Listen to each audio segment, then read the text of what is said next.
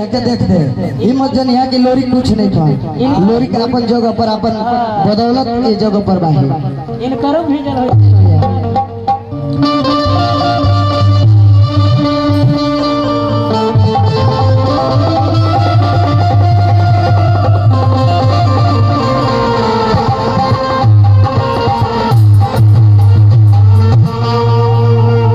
जगत के परम पिता परमेश्वर जिकरा हाथ पर पूरा दुनिया चलता वही से वो कवि जी लिखता रहता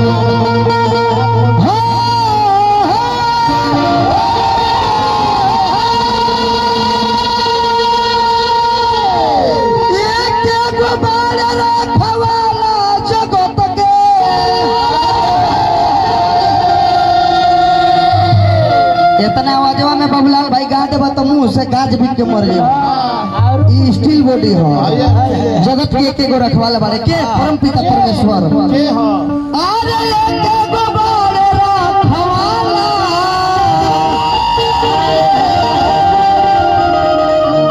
एक एगो बारे रखवाला जगत के हनुमान पाठक ले हो जगत के एक एगो बारे रखब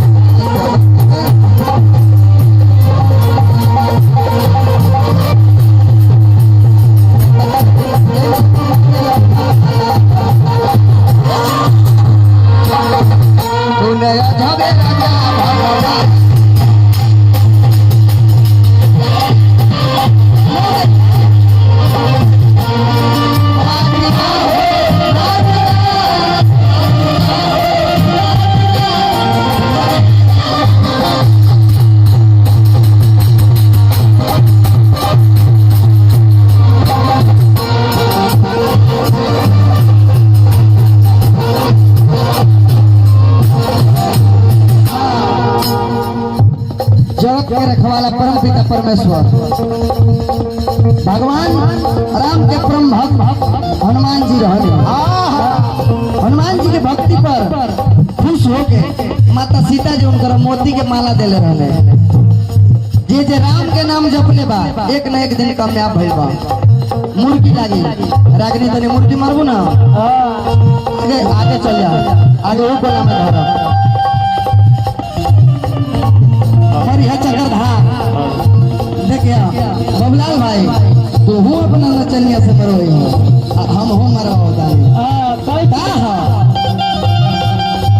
राम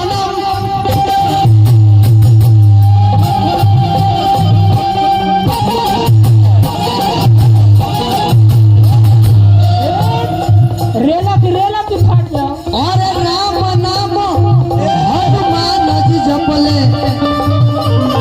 तुड़ी के भगले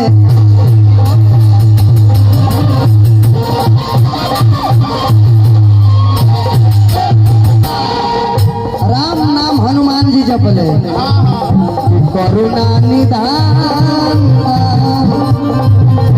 और दया करे रे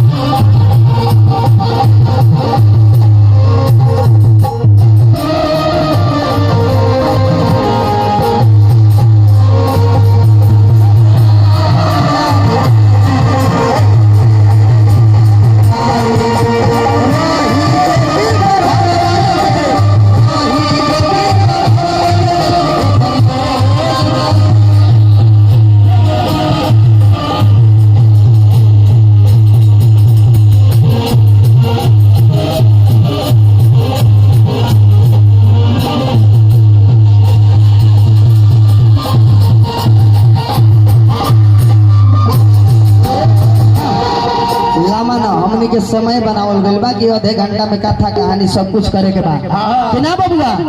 अब हमनी कथा के ओर चलो।